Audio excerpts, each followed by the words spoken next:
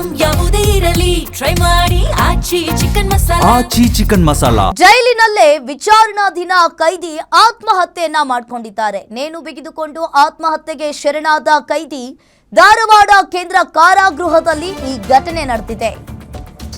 ಜೈಲಿನಲ್ಲೇ ವಿಚಾರಣಾಧೀನ ಕೈದಿ ಆತ್ಮಹತ್ಯೆ ಮಾಡಿಕೊಂಡಿರುವಂತದ್ದು.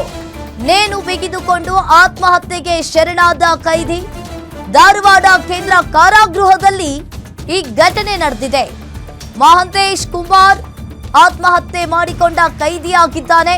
ಗದಗ ಜಿಲ್ಲೆಯ ನರಗುಂದದ ಮಹಂತೇಶ್ ಕುಮಾರ್ ಧಾರವಾಡ ಕೇಂದ್ರ ಕಾರಾಗೃಹದಲ್ಲಿ ಈ ಕೈದಿ ಆತ್ಮಹತ್ಯೆಯನ್ನ ಮಾಡಿಕೊಂಡಿದ್ದಾನೆ. 29 ವರ್ಷದ ಮಹಂತೇಶ್ ಕುಮಾರ್ ಧಾರವಾಡ ಜೈಲಿನ ಶೌಚಾಲಯದಲ್ಲಿ ನೇಣು ಬಿಗಿದುಕೊಂಡು ಸುಸೈಡ್ ಅನ್ನ ಮಾಡಿಕೊಂಡಿರುವಂತದ್ದು. ಧಾರವಾಡ ಉಪನಗರ ಠಾಣೆಯಲ್ಲಿ ಈ ಪ್ರಕರಣ ಈಗ ದಾಖಲಾಗಿದೆ. ಜೈಲಿನಲ್ಲೇ ವಿಚಾರಣಾಧೀನ ಕೈದಿ ಆತ್ಮಹತ್ಯೆ ಮಾಡಿಕೊಂಡಿದ್ದಾನೆ. ಗದಗ ಜಿಲ್ಲೆಯ ನರಗುಂದದ ಮಹಂತೇಶ್ ಕುಮಾರ್ ಪೋಕ್ಸೋ ಕೇಸ್ನಲ್ಲಿ ಜೈಲು ಸೇರಿದ್ದ ಕೈದಿ.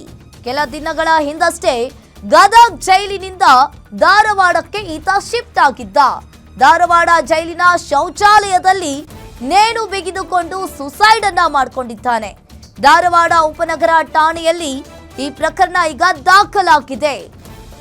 ಕೆಲ ದಿನಗಳ ಹಿಂದಷ್ಟೇ ಗದಗ ಜೈಲಿನಿಂದ ಈತ ಧಾರವಾಡಕ್ಕೆ ಶಿಫ್ಟ್ ಆಗಿರ್ತಾನೆ.